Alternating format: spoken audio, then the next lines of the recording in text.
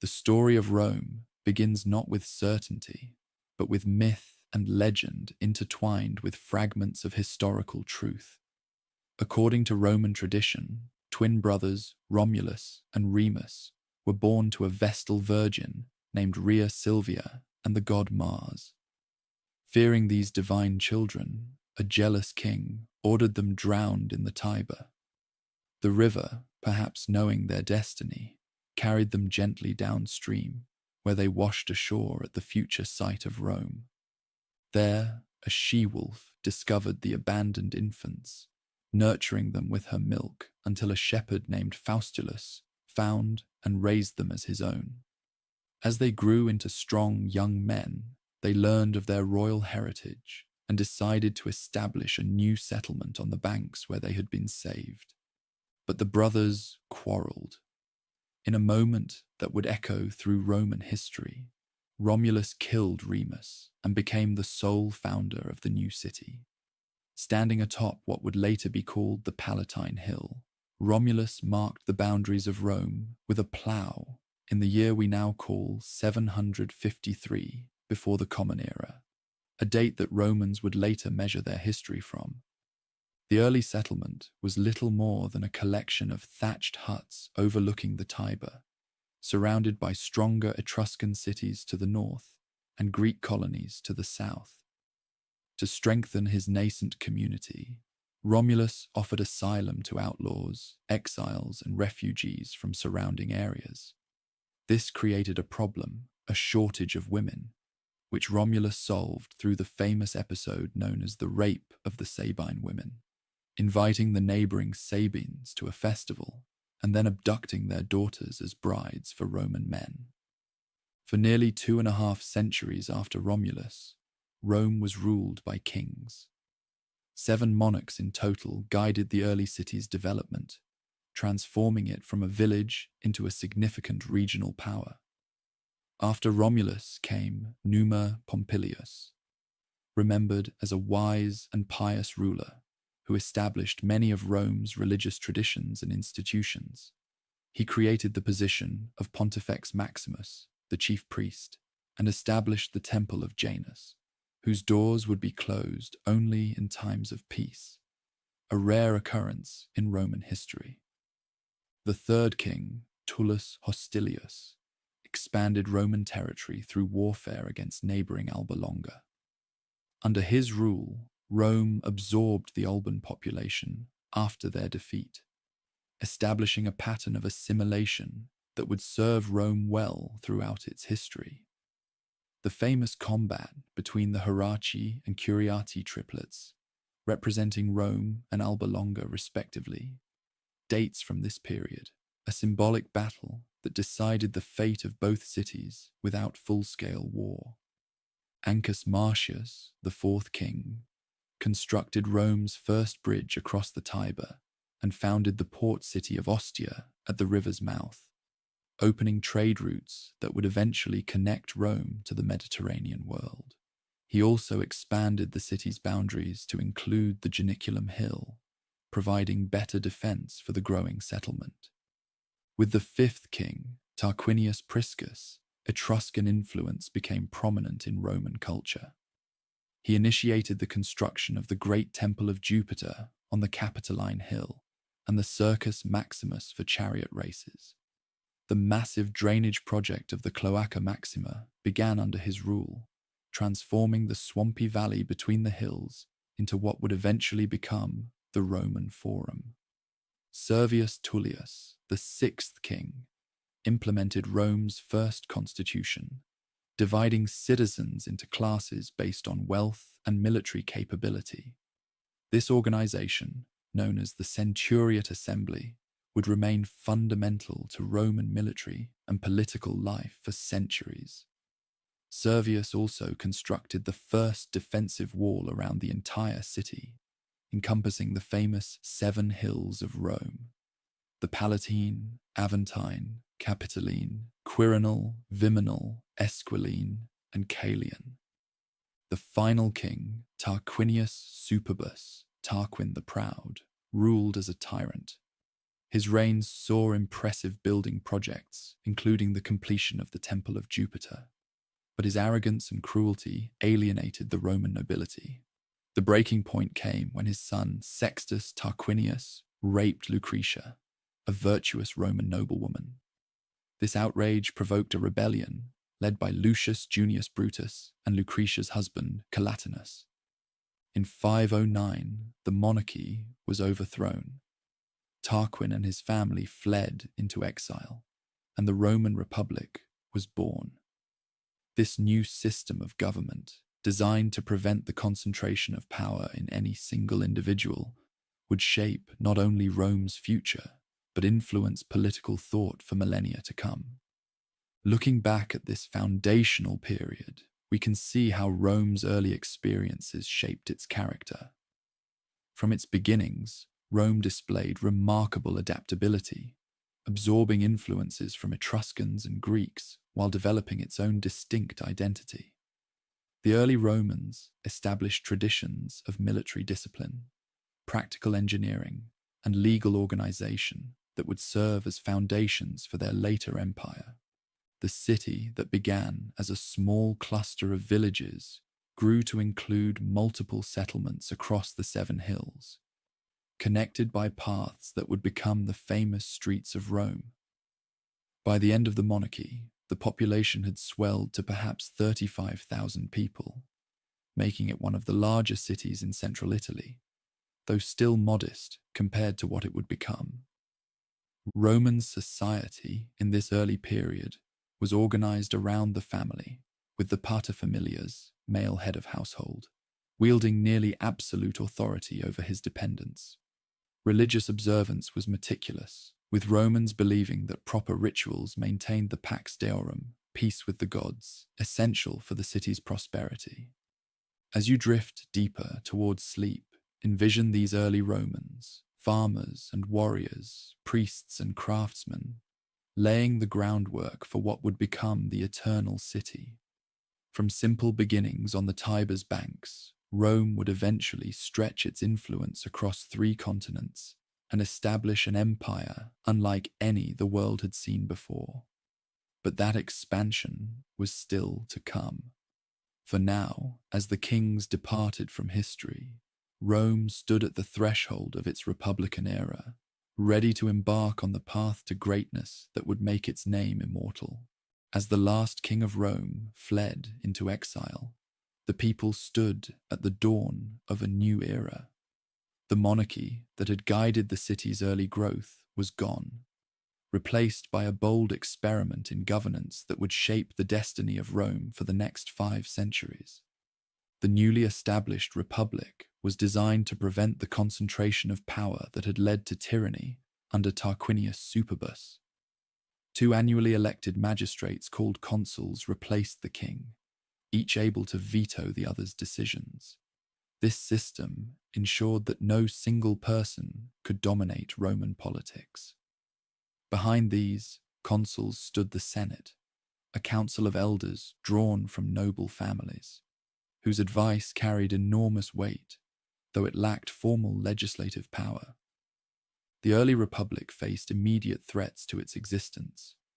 The exiled king sought allies among neighboring cities, while the powerful Etruscan lord Lars Porsena besieged Rome. According to legend, a Roman hero named Horatius Cocles held a bridge against the Etruscan army single-handedly, while his comrades destroyed it behind him, saving the city from capture. Rome's internal politics proved as challenging as its external enemies. The Republic was initially dominated by patricians, hereditary nobles who controlled both political and religious institutions. The majority of citizens, known as plebeians, found themselves excluded from power and often trapped in debt bondage to patrician landowners. This tension between the orders would shape Roman politics for centuries. The first major social crisis came when plebeian soldiers, the backbone of Rome's military might, withdrew from the city to the Sacred Mount in history's first recorded general strike. This drastic action forced patricians to create the office of tribune of the plebs, magistrates who could veto legislation harmful to plebeian interests. Tribunes were declared sacrosanct.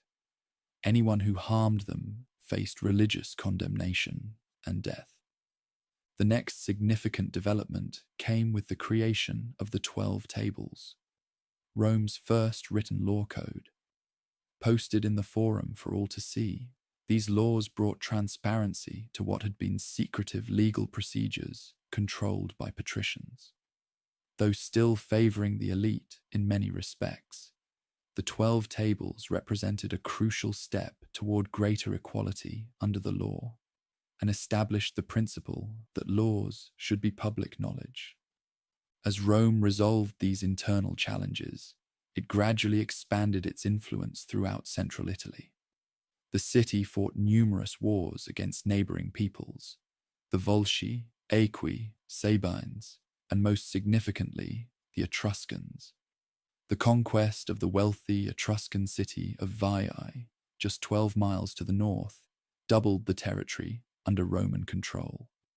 This expansion faced a devastating setback when Celtic Gauls defeated the Roman army at the Allia River and proceeded to sack Rome itself. Most of the city was destroyed, though defenders held out on the Capitoline Hill. According to legend, sacred geese in the temple of Juno warned Romans of a night attack, saving the citadel. The Gauls eventually withdrew after receiving a ransom of gold, but the traumatic memory of this disaster would remain in Roman consciousness for centuries. Remarkably, Rome rebounded swiftly from this catastrophe. The city was rebuilt and stronger walls constructed. Within decades, Rome had defeated the Latin League, incorporating these related peoples into its growing state. Some Latin communities received full Roman citizenship, others partial rights, establishing patterns of graduated citizenship that would become a hallmark of Roman statecraft. The middle years of the Republic saw significant political reforms. The Licinian Sextian laws required that one consul must be a plebeian, opening the highest office to non-patricians. Over subsequent decades, plebeians gained access to all major magistracies and religious offices. While wealth rather than birth increasingly determined political opportunity, this process of social integration helped Rome avoid the destructive class conflicts that plagued many Greek city-states. Rome's growing power inevitably brought conflict with other regional powers.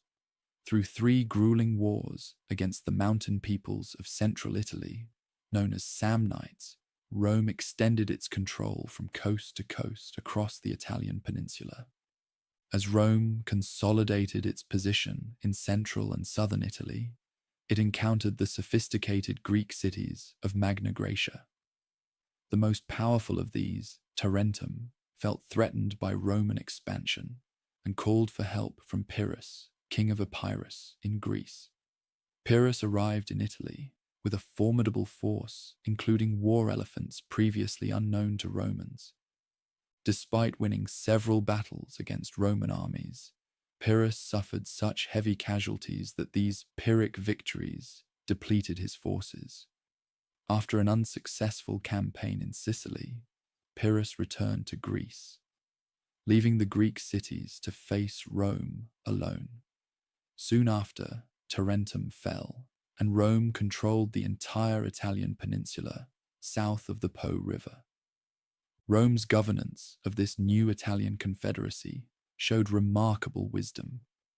While maintaining firm control of foreign policy and military affairs, Rome allowed allies to retain local autonomy.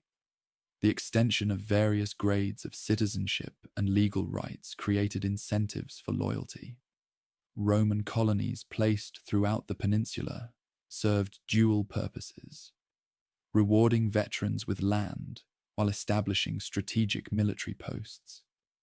This Italian alliance system would provide Rome with manpower resources that far outstripped any rival in the Mediterranean world, a decisive advantage in the conflicts to come. United Italy represented a geopolitical revolution in the ancient world, a large territorial state with centralized leadership, but flexible enough to accommodate local diversity. Rome's attention soon turned beyond Italy to Sicily, where Carthage, a powerful maritime empire centered in North Africa, controlled the western portion of the island. When a group of Italian mercenaries called Mamertines requested Roman protection against the Syracusans and Carthaginians in Sicily, Rome faced a momentous choice. Intervention would mean war with Carthage, a naval power with centuries of maritime experience that Rome lacked. The Senate's decision to accept the Mamertines' appeal triggered the First Punic War. This conflict forced Rome to develop naval capabilities from scratch. After early defeats, Romans captured a Carthaginian ship and used it as a template to build their own fleet. They equipped these vessels with a corvus, a boarding bridge, that allowed Roman soldiers to use their superior infantry skills in naval combat. Despite catastrophic losses to storms and battle, Roman persistence eventually prevailed. Carthage ceded Sicily to Rome, paying a substantial indemnity. The Second Punic War brought Rome closer to destruction than any conflict since the Gallic sack. The brilliant Carthaginian general Hannibal Barca led an army, complete with war elephants, from Spain across the Alps into Italy. He inflicted 3 catastrophic defeats on Roman armies at the Trebia River, Lake Trasimene, and most devastatingly at Cannae, where perhaps 50,000 Romans perished in a single day. Despite these disasters, Rome refused to surrender. While Hannibal marched through Italy, gaining allies among disaffected Roman subjects, Rome raised new armies. The general Quintus Fabius Maximus adopted delaying tactics, avoiding direct confrontation, while a young commander named Scipio took the war to Spain and then Africa. Faced with a threat to Carthage itself, Hannibal was recalled from Italy. At the Battle of Zama, Scipio, now called Africanus, defeated Hannibal, ending the war. Carthage surrendered its navy, its overseas territories, and its political independence, becoming a Roman tributary state. Victory over Carthage established Rome as the dominant power in the Western Mediterranean. Roman attention turned eastward to the Hellenistic kingdoms that had emerged from Alexander the Great's empire. The Roman legions defeated King Philip V of Macedonia and subsequently overcame the Seleucid king Antiochus III at Thermopylae and Magnesia. The ancient kingdom of Macedonia was divided into 4 republics under Roman supervision. Greece itself came under direct Roman rule. The same year, a Third Punic War ended with the complete destruction of Carthage. These conquests transformed Roman society profoundly. Enormous wealth flowed into Italy from the new provinces, enriching the state treasury and private individuals. Slaves captured in war became abundant, changing the nature of Italian agriculture as small farms gave way to large estates worked by slave labor. Many displaced rural citizens migrated to Rome, creating social tensions in the crowded capital. The republican political system, designed for a small city-state, struggled to administer a vast Mediterranean empire. Governors sent to rule provinces often exploited their positions for personal gain. Successful generals commanded the loyalty of their troops, creating potential threats to civilian authority. The traditional values of simplicity, duty, and self-sacrifice that Romans called mos maiorum, the way of the elders, seemed to wane as luxury and ambition increased. These changes set the stage for the tumultuous final century of the Republic. Tiberius Gracchus was elected tribune and proposed redistributing public land to address rural poverty. His legislation provoked fierce opposition from wealthy senators who eventually murdered him, the first political assassination in Rome for centuries. A decade later, his brother Gaius Gracchus met a similar fate after proposing more radical reforms, including grain subsidies for urban citizens. These events shattered the traditional consensus of the ruling elite and established political violence as a tool in Roman politics. In the decades that followed, ambitious generals like Marius and Sulla used their military power to intervene in political disputes. Sulla's march on Rome marked the first time a Roman general turned his army against the city itself. After defeating his rivals in a bloody civil war, Sulla had himself appointed dictator and conducted systematic purges of his enemies through proscription lists, public postings naming those to be killed, and their property confiscated. Though Sulla eventually retired, his actions created a dangerous precedent. Three powerful men, Pompey, Crassus, and Julius Caesar, formed an unofficial coalition known as the First Triumvirate to dominate Roman politics. Caesar secured command in Gaul, where his brilliant campaigns conquered modern France and briefly invaded Britain, earning him unprecedented wealth, military experience, and popularity. When the alliance fractured, the Senate aligned with Pompey against Caesar. Ordered to surrender his command, Caesar instead crossed the Rubicon River with his army, igniting civil war with the famous declaration, "The die is cast." After defeating Pompey's forces, Caesar became dictator of Rome, implementing numerous reforms, including a new calendar. His increasing honors and lifetime dictatorship alarmed Republicans who saw him as aspiring to monarchy. On the Ides of March, conspirators led by Brutus and Cassius assassinated Caesar in the Senate House. Rather than restoring the Republic, Caesar's murder triggered renewed civil war. His adopted son, Octavian, joined with Mark Antony and Lepidus in the Second Triumvirate to hunt down Caesar's killers. After defeating Brutus and Cassius at Philippi, the triumvirs divided the Roman world among themselves.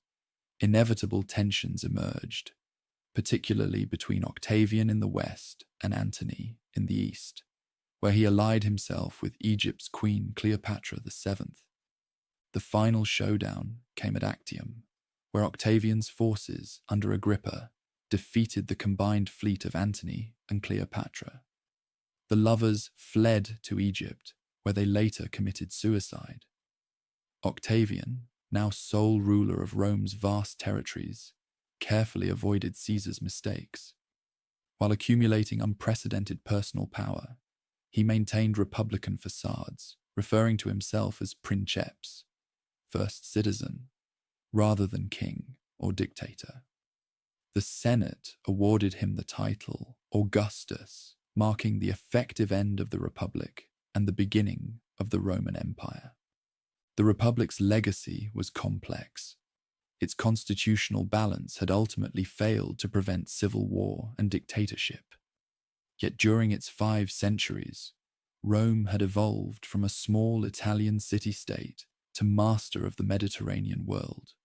Republican institutions would continue in name under the emperors, and republican ideals of liberty, civic duty, and constitutional government would echo through Western political thought for millennia to come. As Octavian stood before the Senate in January of the year we now mark as 27 before the Common Era, Rome stood at a crossroads. The republic that had governed for 5 centuries lay in ruins after decades of civil war. Yet rather than claiming outright monarchy, Octavian performed a careful political dance. He announced the restoration of power to the Senate and people of Rome, seemingly relinquishing the extraordinary authority he had accumulated. The Senate, filled with his supporters, responded by granting him the name Augustus, a title with religious overtones suggesting one who is revered or sacred.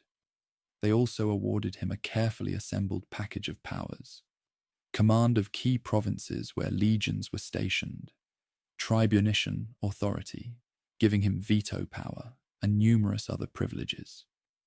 This moment marked the birth of what historians call the Principate, a system where Augustus ruled as first citizen rather than king, maintaining the facade of republican government while wielding unprecedented personal power.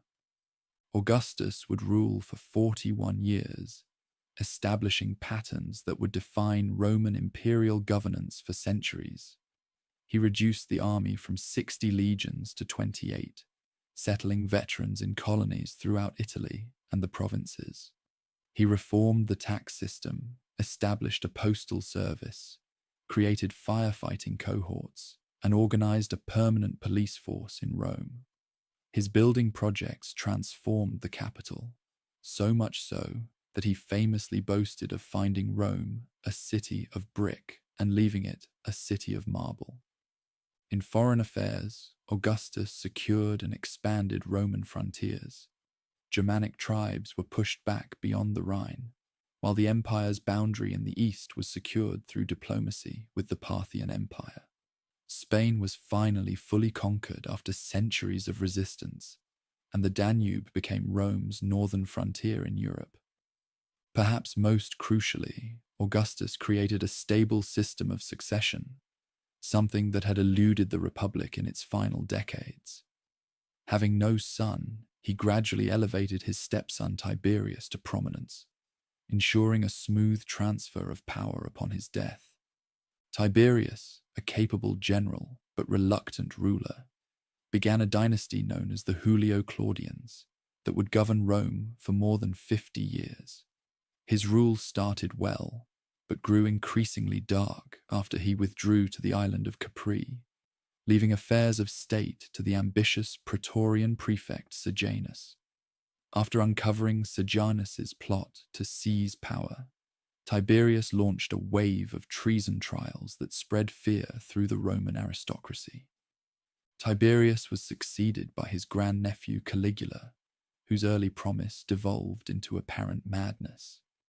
Stories of his excesses, cruelty, and bizarre behavior, including plans to make his horse a consul, may be exaggerated, but his assassination after just 4 years of rule speaks to his unpopularity among the Roman elite.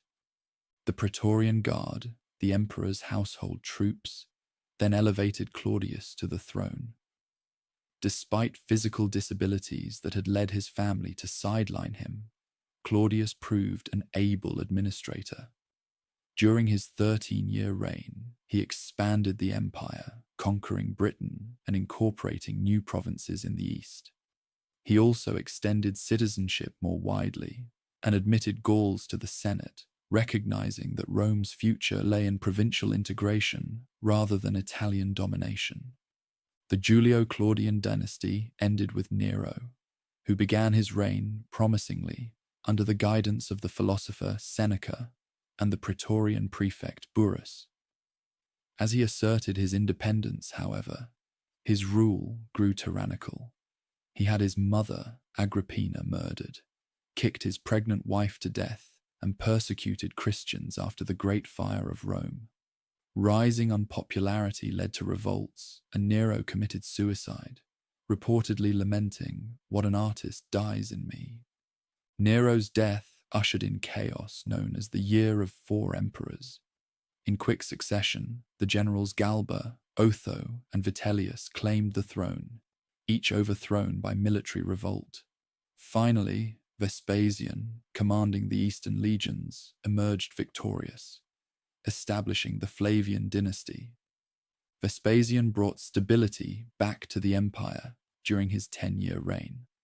A man of humble origins with a practical approach to governance, he restored fiscal responsibility after Nero's extravagance. His greatest architectural legacy was beginning construction of the Flavian Amphitheatre, better known today as the Colosseum, built on the site of Nero's opulent palace as a gift to the Roman people. His eldest son, Titus, succeeded him, just months before Mount Vesuvius erupted, destroying the cities of Pompeii and Herculaneum. Titus handled this and other disasters, including a fire in Rome, with such compassion that he was widely mourned when he died after just 2 years of rule. The final Flavian emperor was Domitian, whose 15-year reign witnessed significant military activity along the Danube frontier and in Britain. While an effective administrator, his autocratic tendencies alienated the Senate. His assassination brought the Flavian dynasty to an end. The Senate then selected one of its own members, the elderly Nerva, as emperor. With no natural heir and limited military support, Nerva adopted the popular general Trajan as his successor, establishing a pattern of adoptive succession that would serve Rome brilliantly for nearly a century. Trajan, born in Spain, became the first emperor from outside Italy. His 19-year reign saw the Roman Empire reach its greatest territorial extent. He conquered Dacia, roughly modern Romania, incorporating its gold mines into the empire.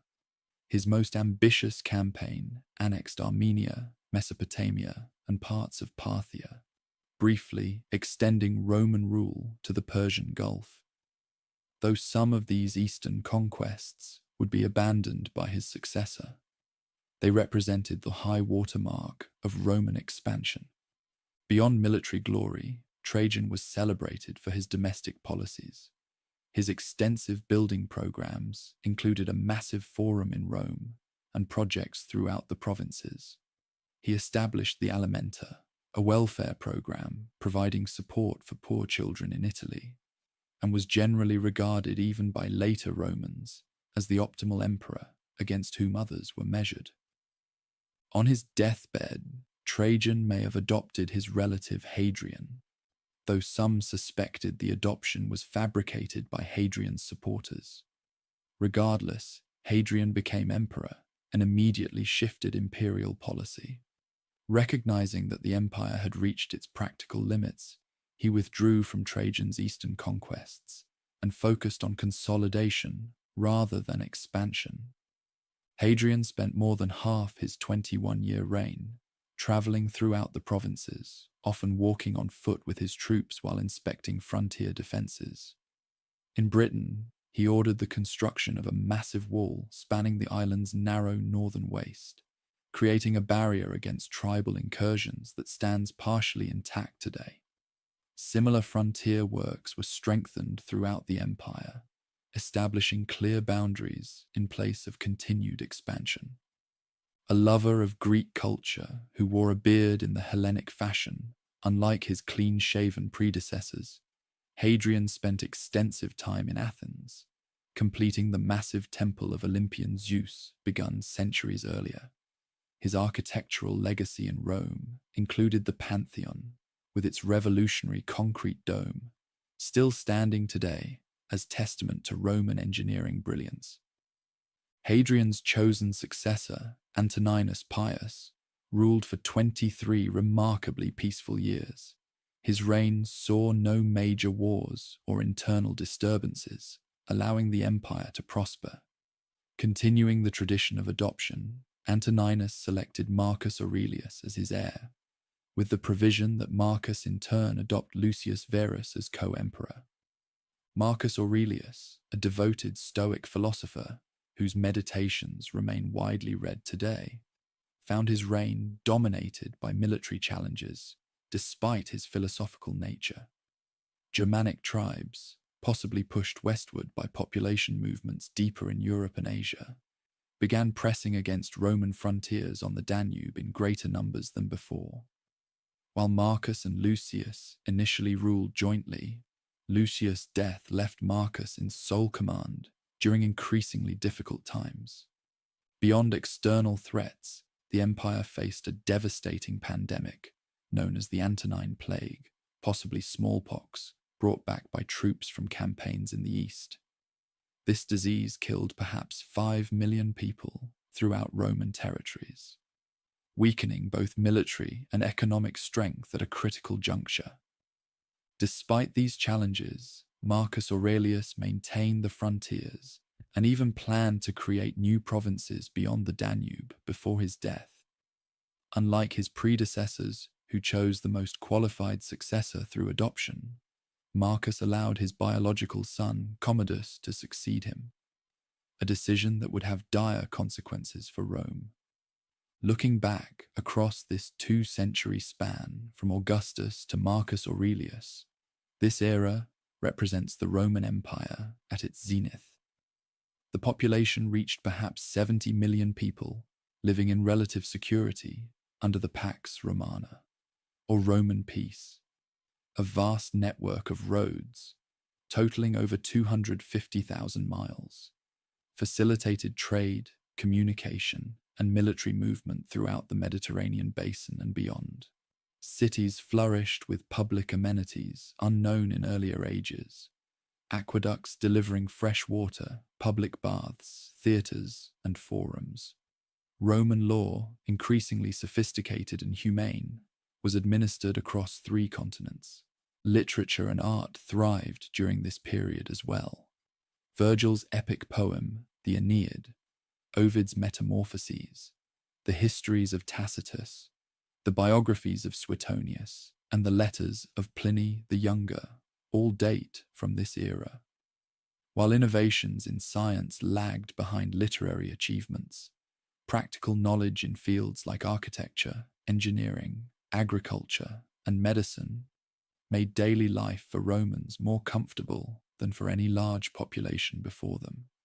Perhaps most significantly, this period saw the birth and early spread of Christianity. Jesus of Nazareth lived and died during the reign of Tiberius, and the new religion slowly spread throughout the empire despite sporadic persecution. By the time of Marcus Aurelius, Christian communities existed in most major cities, laying foundations for developments that would transform the later empire. The early empire also witnessed the increasing importance of the provinces. Italy lost its privileged position as emperors from Spain, and beyond assumed the purple. Citizenship was gradually extended more widely, culminating generations later in its grant to all free inhabitants of the empire. Trade networks connected distant regions, with goods flowing from as far as India and China into Roman markets. This remarkable era of stability and prosperity rested on several pillars. The Augustan settlement that balanced imperial power with respect for tradition, the adoption system that produced a series of capable rulers, frontiers secure enough to prevent major invasions, and an economy that, despite its limitations by modern standards, generated sufficient surplus to maintain urban civilization and a standing army of nearly 400,000 men. As Marcus Aurelius drew his final breath on the Danubian frontier, none could foresee that this golden age was ending. The accession of Commodus would mark the beginning of troubles that would test the resilience of the imperial system in ways its creators never imagined. Yet the achievements of the early empire would echo through the centuries, creating an ideal of peace, prosperity, and good governance that would inspire civilizations long after Rome itself had fallen. The golden age of the Roman Empire began to dim as Commodus assumed the purple following the death of Marcus Aurelius. Unlike his philosophical father, Commodus had little interest in the burdens of governance. Handsome and athletic, he preferred the gladiatorial arena to the council chamber. He often fought in staged combats, charging the imperial treasury enormous sums for his appearances, and boasting of thousands of victories against opponents who dared not defeat him. While Commodus indulged his fantasies, renaming Rome Colonia Commodiana and styling himself as the reincarnation of Hercules, the machinery of empire continued functioning through the efforts of experienced administrators. Yet his capricious executions of senators and officials created a climate of fear. On the final day of the year, he was strangled in his bath by his wrestling partner Narcissus, part of a plot involving his inner circle. who feared they would be next to face his wrath. After Commodus's assassination, the venerable General Pertinax was elevated to the throne by the Senate. His attempts to restore discipline among the Praetorian Guard proved fatal. They murdered him after just 3 months, when he refused their demands for a special bonus. What followed was perhaps the most shameful episode in Roman history. The Praetorians literally auctioned the empire to the highest bidder. Didius Julianus, a wealthy senator, won this dubious honor, but his reign lasted only 66 days. Provincial armies, disgusted by events in Rome, put forward their own commanders as imperial candidates. From this chaos emerged Septimius Severus, commander of the Pannonian legions, who marched on Rome, disbanded the disgraced Praetorians, and established a new dynasty. Severus was a capable soldier who secured his position through a combination of military victories and ruthless elimination of rivals. Born in Leptis Magna in North Africa, he was the first emperor from that continent and spoke Latin with an accent. His reign brought significant changes to Roman governance, particularly the increasing militarization of the administration and greater reliance on equestrians rather than senators for key positions. During his 18-year rule, Severus conducted successful campaigns in the east against the Parthian Empire, creating the new province of Mesopotamia with its rich farmlands. He also traveled to Britain to strengthen Hadrian's Wall and campaign against the Caledonians in Scotland. It was there, in the northern outpost of Eboracum, modern York, that he died, reportedly advising his sons to enrich the soldiers and scorn everyone else. Those sons, Caracalla and Geta, were intended to rule jointly, but their hatred for each other made cooperation impossible. Within a year, Caracalla had his brother murdered in their mother's arms and ordered a damnatio memoriae, erasing Geta from official records and monuments. Caracalla then embarked on a reign of terror against his brother's supporters. Despite his cruelty, Caracalla issued one of the most significant edicts in Roman history, the Constitutio Antoniniana, granting Roman citizenship to all free men within the empire. While partially motivated by a desire to increase tax revenue, this decree formalized the evolution of Rome from city-state to universal empire, where citizenship was defined by law rather than ethnic origin. Caracalla was assassinated while campaigning in the east, stabbed to death by a soldier as he relieved himself along a road. The Severan dynasty continued through a series of rulers connected by the remarkable women of the family, particularly Julia Maesa, sister-in-law of Septimius Severus, who engineered the rise of her grandsons Elagabalus and later Alexander Severus. Elagabalus scandalized Rome with his religious devotion to the Eastern Sun, god whose name he bore, attempting to make this cult supreme over traditional Roman worship. His alleged effeminacy, including reports that he married a male charioteer, further alienated traditional Romans. After 4 years, the Praetorians murdered him and threw his body into the Tiber. Alexander Severus, just 13 when he ascended the throne, ruled under the regency of his mother Julia Mamaea. His 13-year reign attempted to restore good relations with the Senate and traditional values, but military challenges were mounting. A new Persian dynasty, the Sassanids, had replaced the Parthians and posed a greater threat in the east. Meanwhile, Germanic tribes increased pressure on the Rhine and Danube frontiers. When Alexander negotiated with Germanic tribes rather than fighting them, his troops mutinied and proclaimed Maximinus Thrax, a giant former shepherd from Thrace, as emperor. Maximinus represented a new type of emperor, a soldier of humble origins with little education or refinement, who rose through military merit alone. Though an effective general, His harsh taxation to fund military campaigns made him deeply unpopular with civilians. The Senate, desperate to restore their influence, supported a revolt led by the elderly governor Gordian and his son in Africa. When they were quickly defeated, the Senate appointed two of their own members, Pupienus and Balbinus, as co-emperors. Maximinus marched on Italy, but was murdered by his own troops as they besieged Aquileia.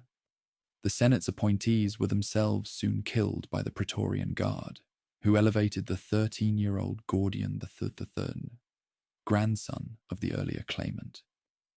This dizzying sequence of emperors and usurpers inaugurated what historians call the crisis of the 3rd century. Over the next few decades, at least 26 men claimed the imperial title, most ruling for just a few years before meeting violent ends.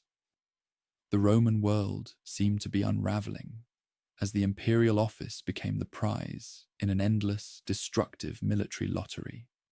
External threats compounded the internal chaos. The Emperor Decius and his son died fighting Goths at the Battle of Abritus, the first Roman emperor to fall in battle against foreign enemies.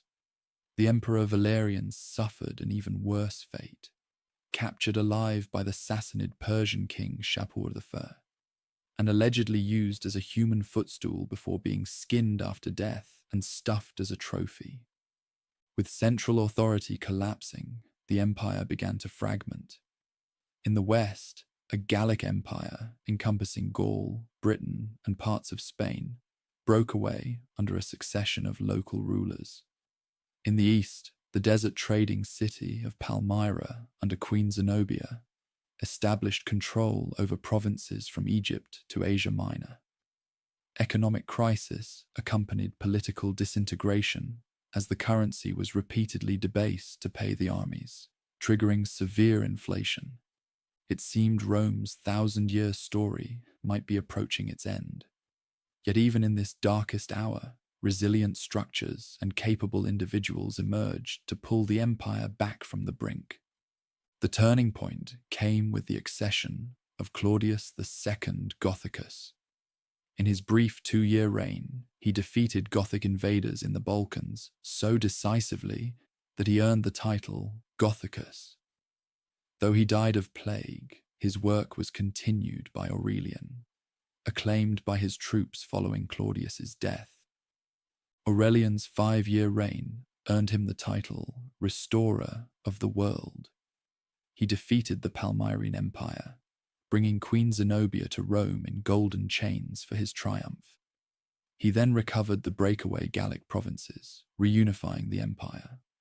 To protect Rome itself from barbarian raids, he built a massive new wall circuit that still stands partially intact today. He reformed the currency and established an official sun cult that attempted to provide religious unity. Aurelian's assassination, based on a secretary's false claim that the emperor planned to execute several officers, threatened to unravel his achievements. Several short-lived emperors followed before Carus established a brief dynasty. While campaigning successfully against Persia, Carus allegedly died when his tent was struck by lightning, though assassination remains possible. His son Numerian was murdered by his Praetorian prefect Aper while returning from the Persian campaign. At Numerian's funeral, the assembled officers acclaimed Diocletian, a cavalry commander of humble Dalmatian origin, as emperor. Diocletian immediately executed Aper personally, fulfilling a prophecy that he would become emperor after killing the boar, Aper in Latin. With Diocletian's accession, the crisis period finally ended. Though the empire had survived, it was profoundly transformed. The old Augustan Principate, with its careful balance of republican forms and imperial power, was gone. In its place stood a more overtly autocratic system, where the emperor was increasingly seen as a remote, sacred figure rather than first among equals. Military needs now dominated all aspects of governance. The army had nearly doubled in size to face multiple frontier threats. consuming an ever larger share of the state's resources. Taxation had grown heavier and more systematic to support these forces. The distinction between Italy and the provinces had largely vanished as the entire empire shouldered similar burdens. Yet despite the trauma of the 3rd century crisis, important cultural developments continued. This period saw the rise of Neoplatonism through philosophers like Plotinus, whose mystical vision of reality would deeply influence later Christian thought. Christianity itself spread widely during these troubled decades, offering spiritual solace and community in uncertain times. The religion that had once been a persecuted minority was becoming a major force in Roman society. Roman law continued to evolve, with jurists like Ulpian and Papinian refining legal concepts that would influence civilizations far beyond Rome's eventual fall. Despite economic difficulties, Roman engineering still produced remarkable works, from Aurelian's walls to public buildings throughout the provinces. As the 3rd century closed, the empire that Diocletian inherited was wounded but not defeated. The coming reforms would reshape Rome's government completely, creating a new imperial system capable of meeting the challenges of a changing world. The transition from the early empire of Augustus to the late Roman world was complete, a transformation forged in the crucible of crisis and recovery. As Diocletian stood victorious after claiming the purple, the Roman world lay exhausted from a half-century of crisis. Drawing lessons from this turmoil, the new emperor would reshape imperial governance more dramatically than anyone since Augustus. Born to a humble family in Dalmatia, on the Adriatic coast, Diocletian had risen through military service without the benefit of aristocratic connections. This outsider's perspective perhaps allowed him to see more clearly the systemic problems facing Rome. The empire had grown too vast and complex for a single ruler to manage effectively. Military emergencies on one frontier often required the emperor's presence just as crises erupted elsewhere. Recognizing this reality, Diocletian took the unprecedented step of appointing a co-emperor. He elevated his fellow officer Maximian to the rank of Augustus, assigning him responsibility for the western provinces, while Diocletian focused on the east. This division proved insufficient, so Diocletian expanded the imperial college further by appointing 2 junior emperors called Caesars, Galerius in the east and Constantius Chlorus in the west. This system, known as the Tetrarchy or Rule of 4, divided administrative responsibilities while maintaining the fiction of a unified empire. Each tetrarch governed a quarter of Roman territory from his own capital city, as Rome itself lost its central role. The arrangement included a plan for orderly succession. After 20 years, the senior Augusti would retire, allowing the Caesars to be promoted and select new junior colleagues.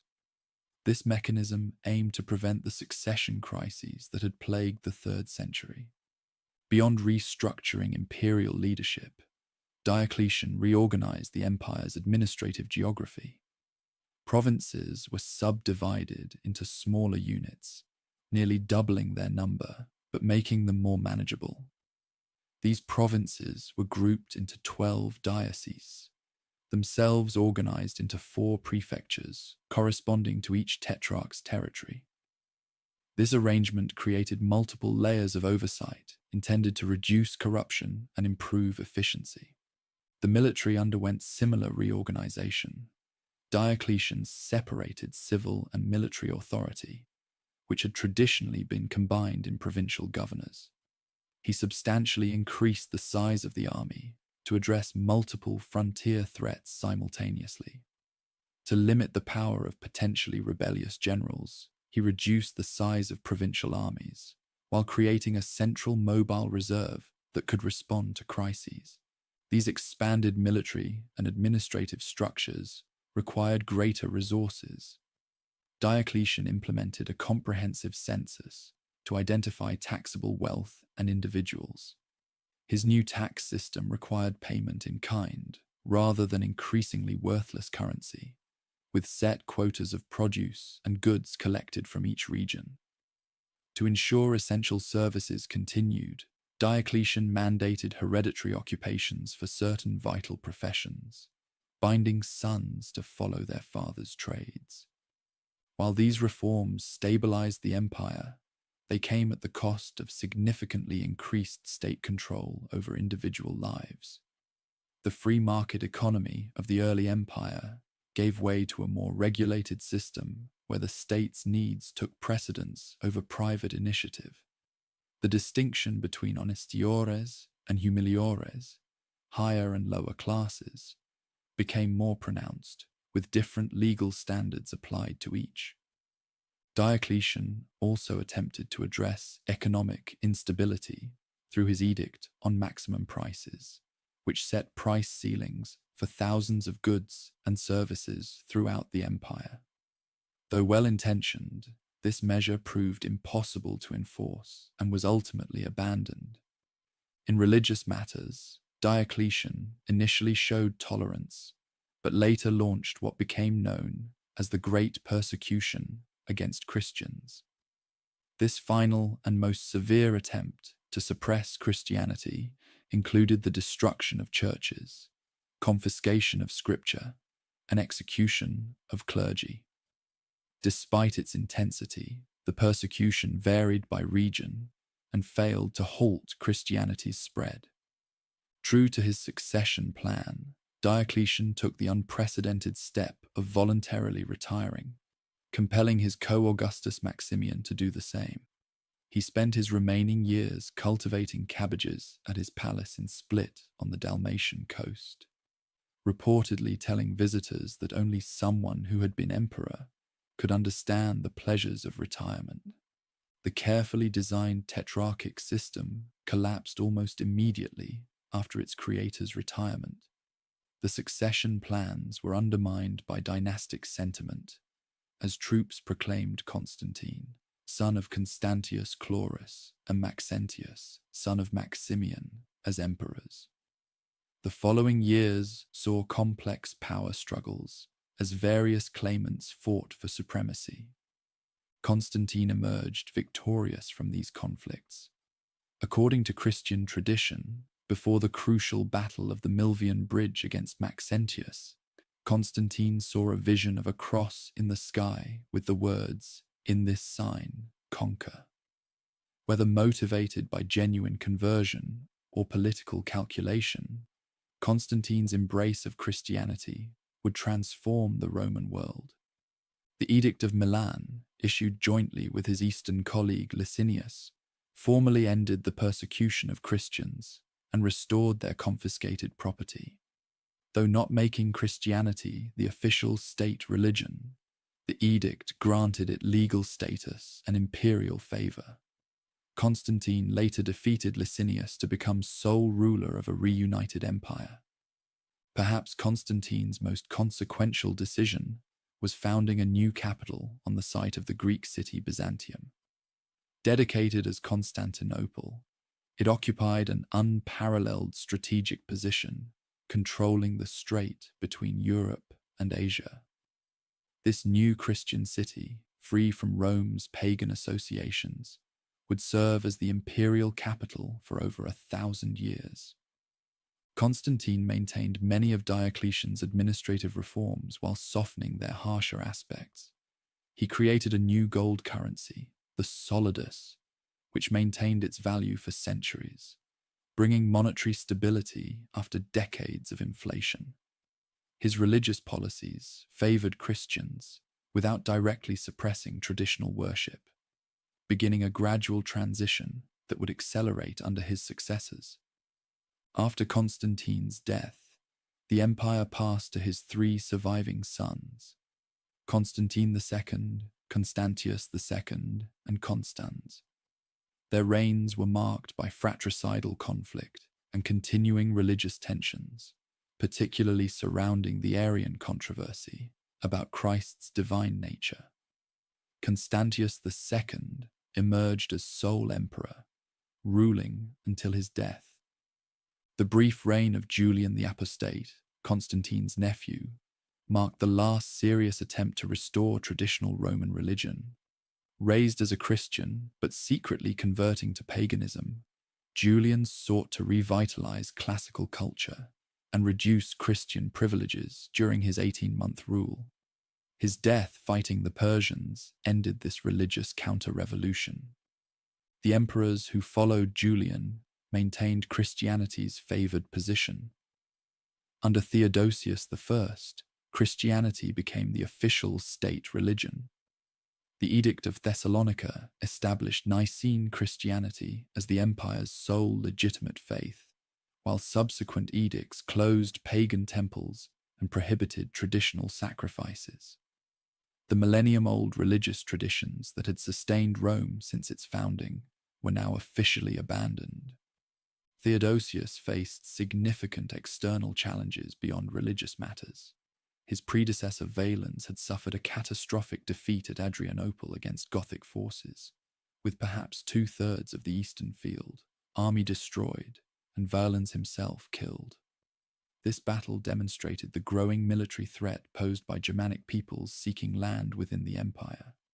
Rather than attempting to expel these Goths, Theodosius settled them within imperial territory as foederati, allied troops serving under their own leaders while acknowledging Roman sovereignty. This pragmatic solution provided needed manpower, but increased the influence of semi-autonomous Germanic groups within Roman borders. The late Roman military relied increasingly on such allied contingents and recruited heavily among Germanic peoples for regular units as well. The stereotype of effete Romans hiring barbarians to fight their battles is oversimplified. Many Romans still served, and many barbarians were thoroughly Romanized. Nevertheless, the army's ethnic composition changed significantly from earlier centuries. Social and economic developments during this period reflected the empire's transformation. Christianity reshaped cultural values, emphasizing otherworldly salvation over classical civic virtues. The urban middle classes declined as imperial service and large agricultural estates dominated economic life. Cities shrank within defensive walls as their classical monuments were cannibalized for building material or converted to Christian use. Yet amid these changes, remarkable cultural achievements continued. This era saw the flowering of patristic literature as Christian thinkers like Ambrose, Jerome, and Augustine developed sophisticated theological and philosophical systems that would influence Western thought for centuries. In law, the Theodosian Code compiled imperial legislation, creating a systematic legal reference that preserved Roman jurisprudence for future generations. Upon Theodosius's death, the empire was divided between his sons, Arcadius in the east and Honorius in the west. Though theoretically temporary, this division would prove permanent. While the eastern and western courts maintained the fiction of a unified empire, they increasingly pursued separate interests and faced different challenges. The eastern half, wealthier and better protected geographically, would endure for another 1,000 years as what modern historians call the Byzantine Empire, though its citizens continued to call themselves Romans. The western half faced existential challenges that would lead to its collapse within a single lifetime. As the 4th century closed, the transformed Roman state bore little resemblance to the Principate of Augustus. The emperor now ruled as an Oriental-style monarch, addressed as Dominus rather than Princeps. Officials bowed before the imperial presence, which was increasingly secluded behind elaborate court ceremonial. Christianity had displaced traditional religion, altering fundamental assumptions about society and human purpose. Yet for all these changes, the essential continuity of Roman governance remained. The empire still controlled roughly the same territories as under the Antonines. Latin and Greek remained the languages of administration. Roman law still regulated daily life. Citizens still identified as Romans, even as what that identity meant evolved with changing circumstances. The stage was now set for the final act of the Western Empire's long drama. As Germanic pressure on the frontiers increased and internal resources dwindled, the Western emperors would face challenges that would ultimately prove insurmountable. The coming century would witness the end of direct Roman rule in the West, even as the eastern half adapted and survived. As the 5th century dawned, the Roman world stood divided between the sons of Theodosius. While technically ruling a single empire, Arcadius in Constantinople and Honorius in Milan presided over increasingly separate realms. Both young emperors relied heavily on powerful advisors, Rufinus in the east and Stilicho in the west. The resulting court intrigues would weaken imperial authority at precisely the moment when Rome faced its greatest external challenge. The catalyst for the coming crisis was the arrival of the Huns from the Eurasian steppes. Their westward migration pushed Germanic peoples against and ultimately across the Roman frontiers in unprecedented numbers. The most immediate threat came from the Goths, who, after the death of their leader Fritigern, united under an ambitious new king named Alaric. Alaric's Goths settled within the empire as federati since their victory at Adrianople, felt mistreated by imperial authorities.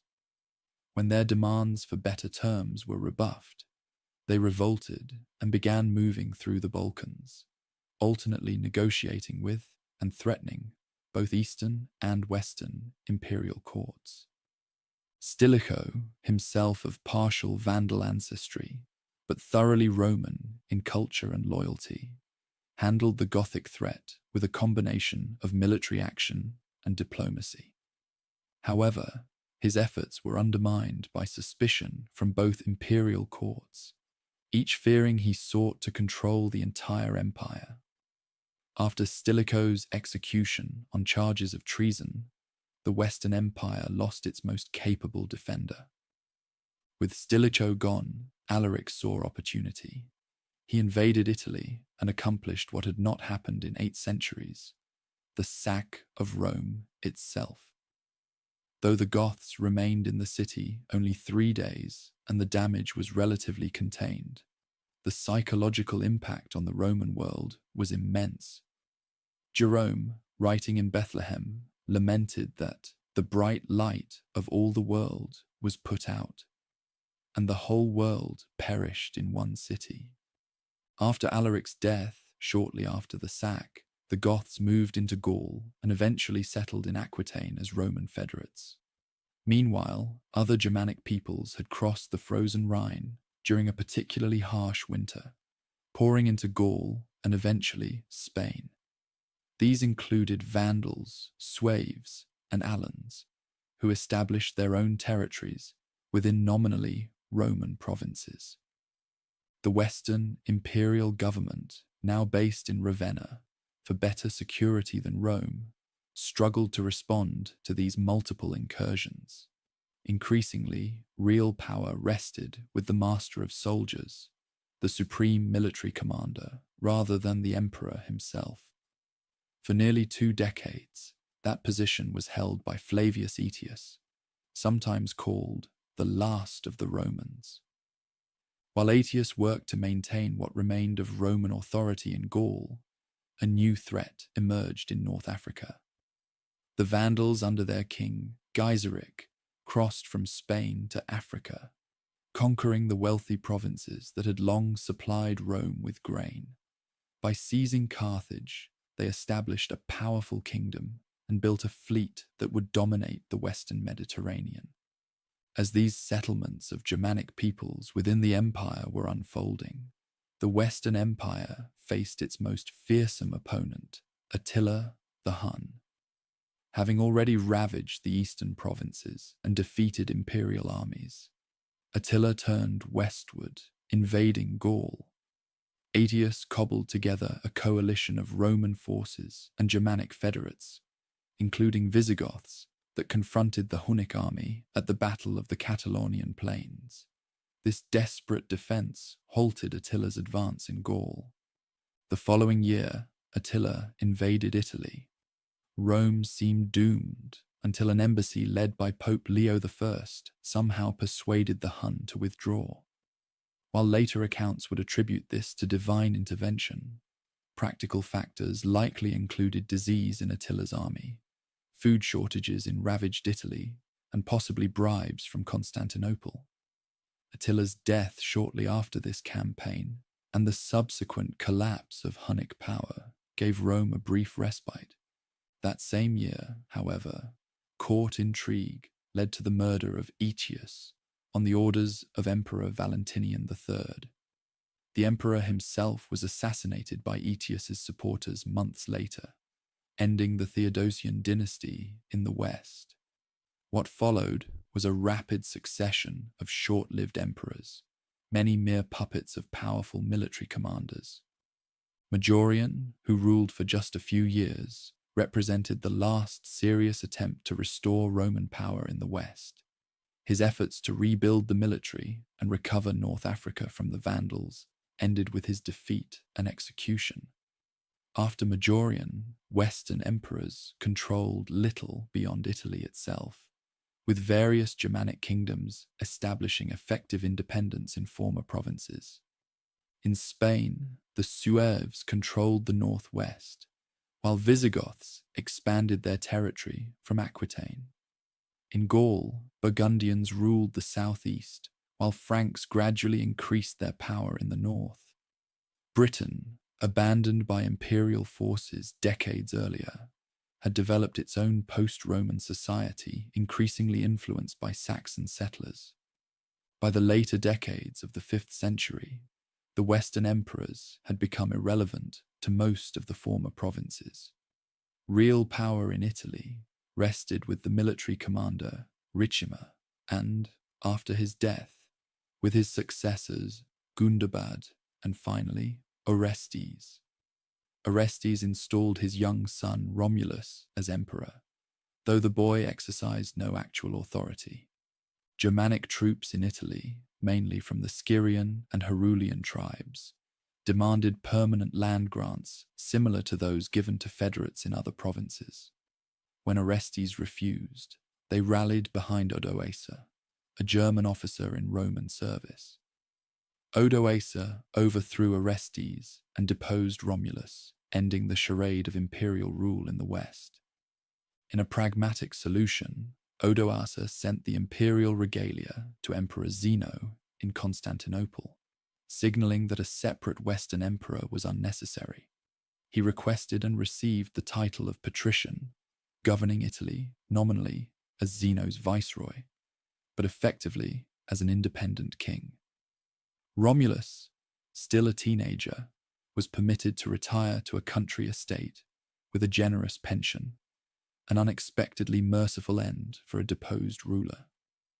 This moment is traditionally marked as the fall of Rome, or more accurately, the end of the Western Roman Empire. Yet for people living through these events, there was no dramatic collapse. Many of the structures of Roman life continued under new management.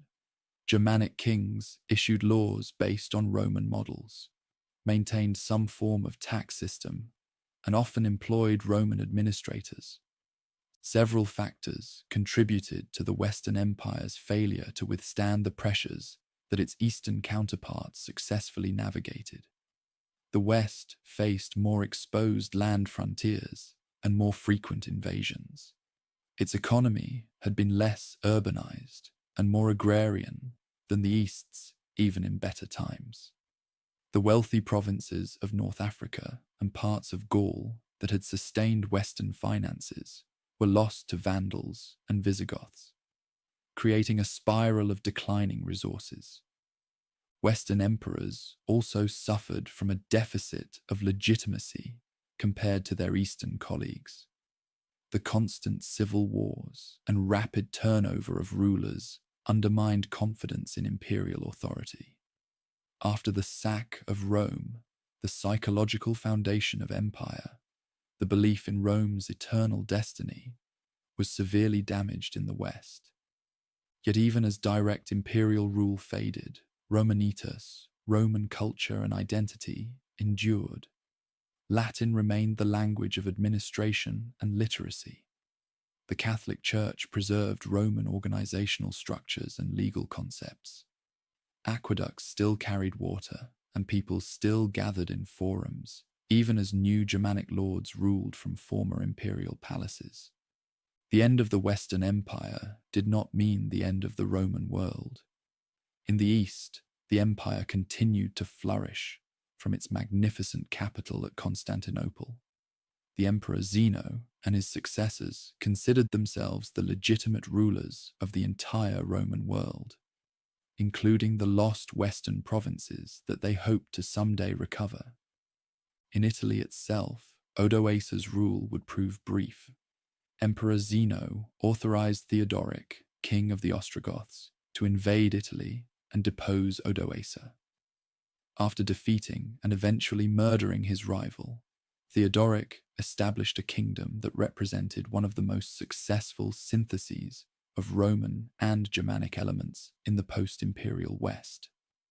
As the Western provinces began their gradual transformation into what would eventually become medieval Europe, the idea of Rome retained its powerful grip on the imagination.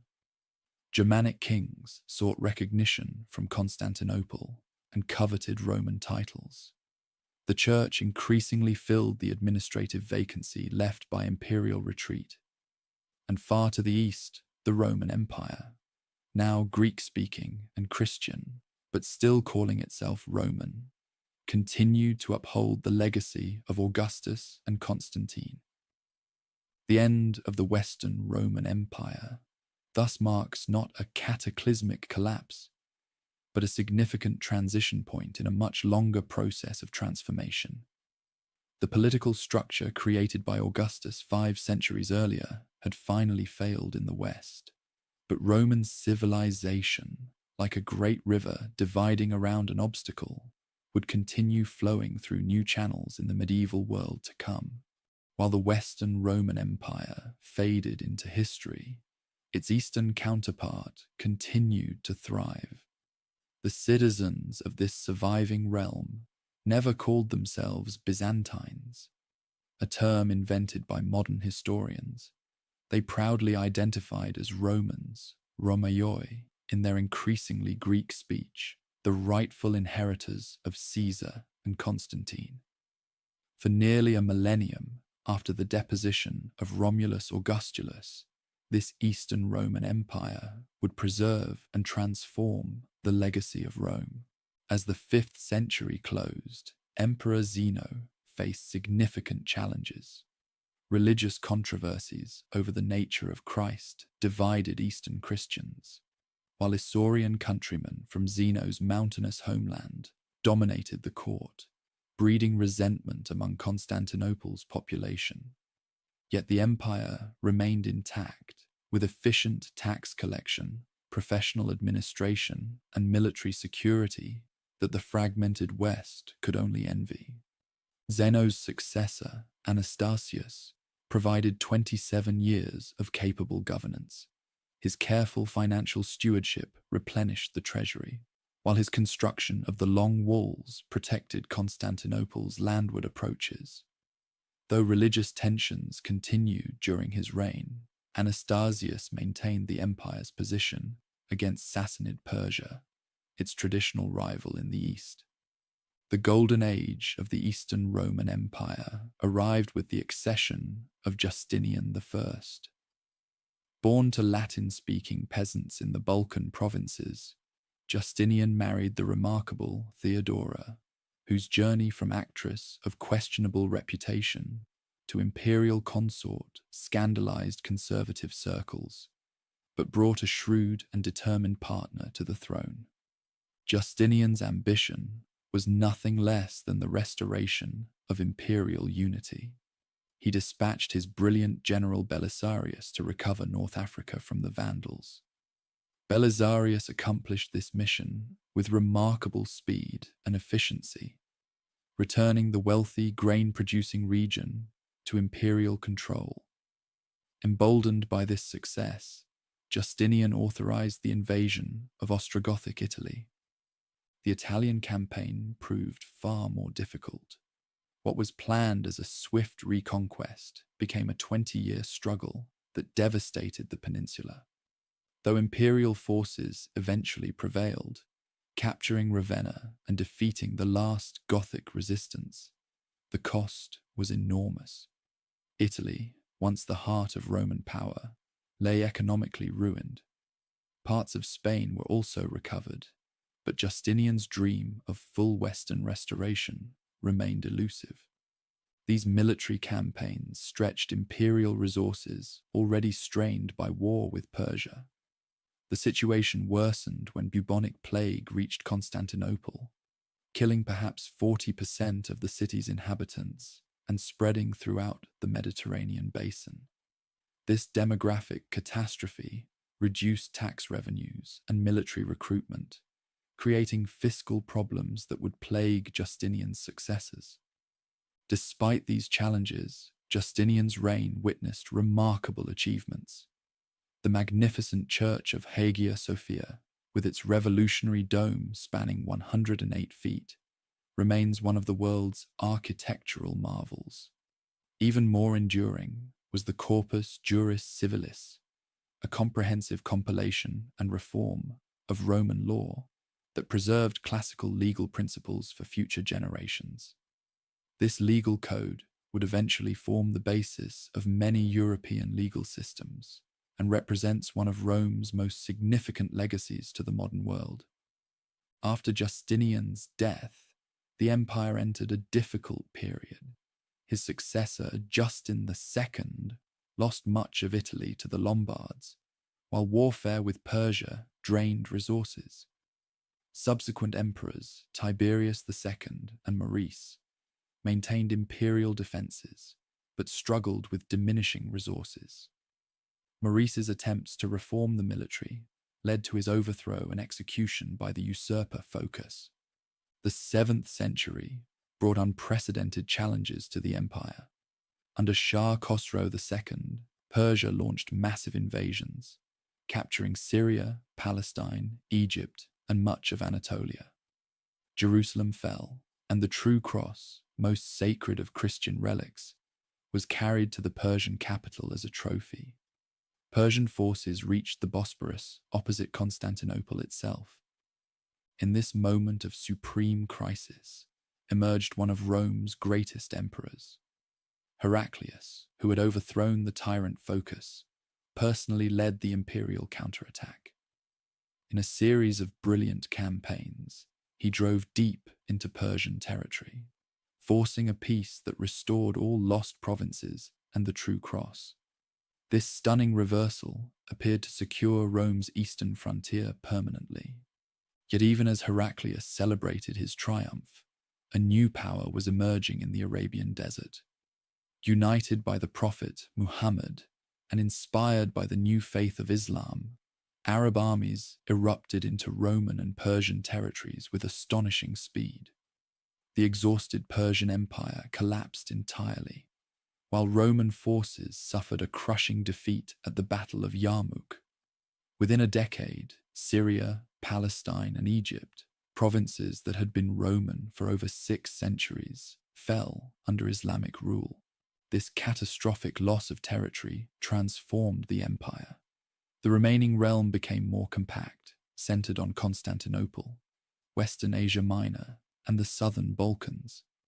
Greek definitively replaced Latin as the language of administration, while the empire took on a more explicitly Christian character. Modern historians often mark this 7th century transformation as the transition from the Eastern Roman to the Byzantine Empire, though contemporaries saw no such division. Despite these massive territorial losses, the empire adapted and survived. The theme system, reorganizing provinces into military districts where soldier farmers defended their own lands, proved an effective response to constant Arab raids. Greek fire, a mysterious incendiary weapon that could burn even on water, gave imperial fleets a crucial advantage in defending Constantinople. When Arab forces besieged Constantinople itself on two separate occasions, the formidable defences held firm. The failure of these sieges marked a turning point, preserving the empire as a Christian bulwark in the eastern Mediterranean and saving much of Europe from Islamic conquest. The 8th and early 9th centuries brought controversies over religious imagery, known as the iconoclastic period. Emperors from Leo III to Theophilus banned veneration of icons, viewing them as dangerously close to idol worship. This policy divided society and strained relations with Rome and other Western Christians who continued to use sacred images. The restoration of icons healed these divisions and ushered in a period of cultural and intellectual revival. Under the Macedonian dynasty, founded by Basil I, the empire regained its strength. Agricultural production increased, cities revived, and military fortunes improved. Emperors like Nikephoros Phocas and John Zimisces recaptured territories in Syria, while Basil Sen earned the sobriquet Bulgar Slayer for his ruthless campaigns that brought all the Balkans under imperial rule. This resurgent Rome, albeit Greek in language and culture, represented the most powerful, wealthy, and sophisticated society in the Christian world. Constantinople, with perhaps 500,000 inhabitants, dwarfed the modest towns of Western Europe. Its markets featured goods from as far as China and Scandinavia. Its churches gleamed with mosaics, and its scholars preserved ancient texts unknown in the West. Yet beneath this golden facade, structural weaknesses were developing. The free peasantry that had formed the backbone of the theme armies gradually lost land to expanding aristocratic estates. Civil service positions increasingly became hereditary rather than merit-based. Religious differences with the Latin West widened, culminating in the schism that divided Christianity into Catholic and Orthodox branches. The pivotal disaster came at Manzikert, where Seljuk Turks defeated Emperor Romanos IV Diogenes and opened Anatolia, the empire's heartland, to Turkish settlement. Simultaneously, Normans conquered the last imperial possessions in Italy, and Pechenegs raided across the Danube. The empire that had seemed triumphant just decades earlier now fought for survival. The desperate appeal for Western aid by Emperor Alexios I Komnenos helped trigger the First Crusade. While Crusaders did establish states in the Holy Land, tensions between Latins and Greeks grew increasingly bitter. The Fourth Crusade infamously diverted to Constantinople itself, sacking the greatest Christian city in the world and establishing a short-lived Latin empire on its ruins. Though imperial forces recaptured Constantinople under Michael VIII Palaiologos, the restored empire was but a shadow of its former self. Italian merchant republics dominated its economy, while Serbian and Bulgarian states carved away Balkan territories. Most importantly, Turkish emirates controlled most of Anatolia, with the aggressive Ottoman state emerging as the greatest threat. The Ottoman Turks crossed into Europe, gradually encircling Constantinople. Despite desperate diplomatic efforts to secure Western aid, support proved minimal. Emperor Constantine XI faced the massive Ottoman army of Sultan Mehmed II with only a few thousand defenders when the final siege began in April. For 7 weeks, the ancient walls of Constantinople withstood Ottoman cannon fire. On May 29th, the final assault broke through. Constantine XI allegedly threw off his imperial regalia and died fighting alongside his soldiers as the city fell. Mehmed rode to Hagia Sophia, which became a mosque that same day. The Roman Empire, which had endured for 1,480 years since the accession of Augustus, finally ended. Yet its legacy lived on in many forms. The Ottoman sultans styled themselves as Caesars of Rome, ruling much of the former Byzantine territory.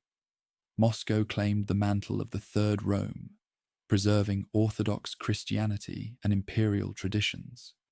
Renaissance Italy rediscovered classical texts preserved by Byzantine scholars who fled west before and after Constantinople's fall. Most significantly, the Byzantine Empire had served as the crucial bridge between ancient and medieval worlds. It preserved Roman law, Greek philosophy, and early Christian theology through centuries when these might otherwise have been lost.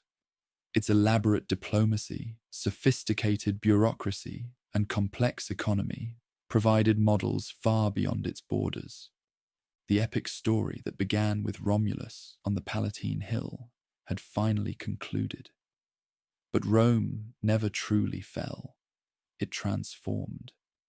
As you drift towards sleep, imagine the echoes of Roman civilization continuing through the laws we follow, the languages we speak, the buildings we admire, and countless other aspects of our world that would be unrecognizable without the enduring legacy of Rome. Though the last emperor, bearing the title of Caesar, fell with Constantinople in 1453, Rome's influence echoes through the centuries to our present day. As you drift closer to sleep, let us reflect on the enduring legacy of this remarkable civilization that shaped our world in countless ways. Perhaps Rome's most significant contribution lies in the realm of law and governance. The Romans developed a sophisticated legal system that moved beyond the limited scope of earlier codes to address the complex needs of a diverse cosmopolitan society. Concepts we take for granted, the presumption of innocence, the importance of intent in criminal acts, the distinction between civil and criminal law all bear Roman fingerprints. Justinian's great legal compilation, the Corpus Juris Civilis, preserved these principles through the medieval period and into the modern era. When European nations developed their legal systems in the late medieval and early modern periods, they drew heavily on this Roman inheritance. Today, the civil law tradition that governs most of continental Europe, Latin America, and parts of Africa and Asia derives directly from Roman models. Even the common law tradition of England and its former colonies, while developing separately, absorbed many Roman concepts.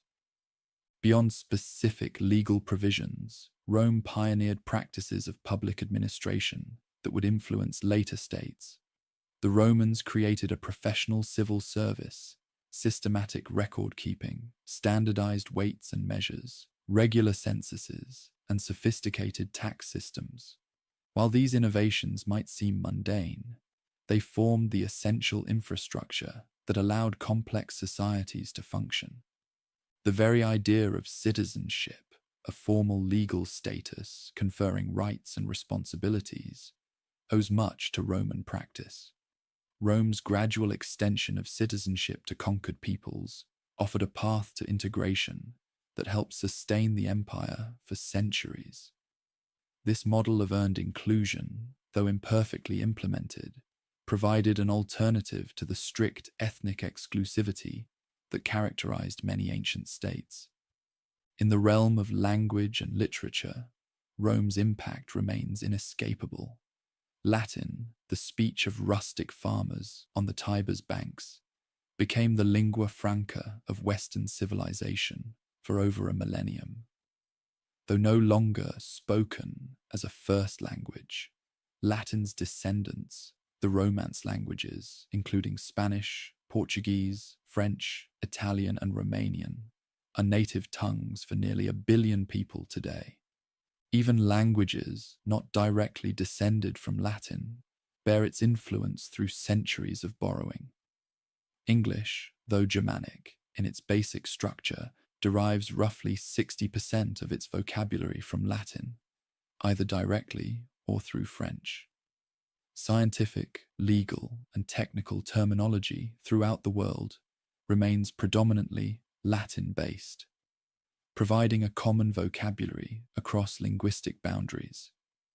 Roman literature established forms and themes that would resonate through Western literary tradition.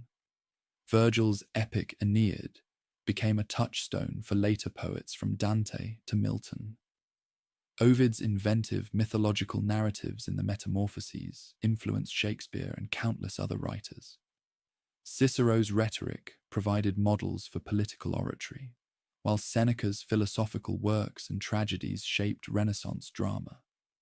The letters of Pliny and the histories of Tacitus continued to influence how we understand the purpose and methods of these genres. The physical legacy of Rome remains equally impressive. Roman engineering transformed the Mediterranean landscape with an infrastructure network of unprecedented scale. Many Roman roads still form the basis of modern highways, their carefully planned routes proving optimal even with today's technology. Aqueducts built by Roman engineers continued to supply water to cities like Segovia in Spain into the 20th century. Roman architectural innovations, particularly their refinement of the arch, vault, and dome, made possible buildings of scale and permanence previously unimaginable. Their development of concrete allowed for structures that have endured 2 millennia of earthquakes, floods, and warfare. The Pantheon in Rome, with its perfect dome featuring an oculus open to the sky, remains one of the world's architectural marvels, inspiring buildings from the Renaissance to the present day. In military affairs, Rome's legacy is similarly profound. The legion, a flexible professional fighting force combining heavy infantry with specialized units, provided a model that would influence armed forces for centuries. Roman emphasis on discipline, training, engineering, and logistics, rather than mere courage or numbers, set standards that later successful armies would emulate. Military academies today still study Caesar's campaigns as exemplars of strategic and tactical brilliance. Rome's political legacy presents a more complex picture. The Republic, with its checks and balances, separation of powers, and term limits, influenced the framers of many modern constitutions, particularly America's founders. Yet Rome also demonstrated how republican institutions could be subverted by ambitious individuals, and how liberty might be traded for security and stability. The imperial system that replaced the republic similarly offered both positive and negative lessons for later generations. At its best, the Roman Empire provided good governance, security, and prosperity to diverse populations across 3 continents. At its worst, it demonstrated the dangers of autocracy, the corruption of absolute power, and the challenges of maintaining unity across vast territories and different cultures. Christianity, the world's largest religion, owes its global spread to the Roman context in which it developed. Early Christians utilized Roman roads, ships, and urban networks to disseminate their message. After Constantine's conversion, the imperial administrative framework provided a template for ecclesiastical organization, with dioceses often corresponding to Roman provincial boundaries. Even the title Pontifex Maximus, once held by Roman emperors as chief priest of the state religion, passed to the popes who lead the Catholic Church. Rome's cultural achievement lay not just in its original contributions, but in its genius for synthesis and transmission. Roman artists, philosophers, and scientists often adapted Greek models, but in doing so, they preserved and transmitted Greek achievements to later civilizations. Without Rome as intermediary, much of classical Greek thought might have been lost to the Western tradition. The idea of Rome itself became a powerful symbol long after the empire's fall. Throughout the medieval and early modern periods, political leaders sought to claim the Roman mantle. Charlemagne's coronation as Roman emperor in 800, the Byzantine ruler's identity as Romaioi, the Russian Tsars claimed to be heirs of the Third Rome, and the Habsburg Holy Roman Empire all reflect Rome's potent symbolic legacy. Even Nazi architecture and Mussolini's fascist imagery consciously evoked Roman imperial grandeur, showing the persistent, if sometimes misused, power of Roman symbolism. Perhaps most fundamentally, Rome bequeathed to later civilizations a cosmopolitan vision, the idea that diverse peoples could participate in a shared cultural and political community while maintaining aspects of their distinct identities. Though imperfectly realized in practice, this Roman ideal of a world brought together under law and common citizenship, rather than divided by ethnic or religious boundaries, remains a powerful aspiration in our own increasingly interconnected global society. Rome also demonstrated both the heights humanity can achieve and the depths to which it can sink. The same civilization that produced the wisdom of Marcus Aurelius also featured the excesses of Caligula. The society that built the Pantheon also staged the brutal gladiatorial games. This complex legacy reminds us that human achievements are always mixed with human failings, that civilization itself is always both inspiring and flawed. As you fall deeper into sleep, imagine how different our world would be without Rome's enduring influence. Our legal systems and languages, our architecture and engineering, our political institutions and religious organizations, all would be profoundly transformed without the Roman experience. From mundane details like the names of our months to profound questions about citizenship and governance, Rome has shaped how we understand ourselves and our society. The Roman story, spanning more than 2 millennia from Romulus to the fall of Constantinople, offers a grand epic of human achievement, resilience, and adaptation. Through rises and falls, triumphs and disasters, the Roman world evolved while maintaining connections to its past.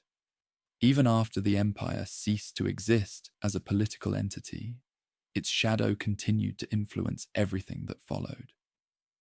As you drift off to sleep, take comfort in this continuity of human experience.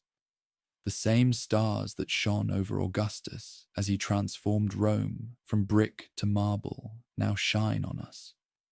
The same human hopes, fears, and dreams that motivated Romans for security, prosperity, meaning, and beauty motivate us still.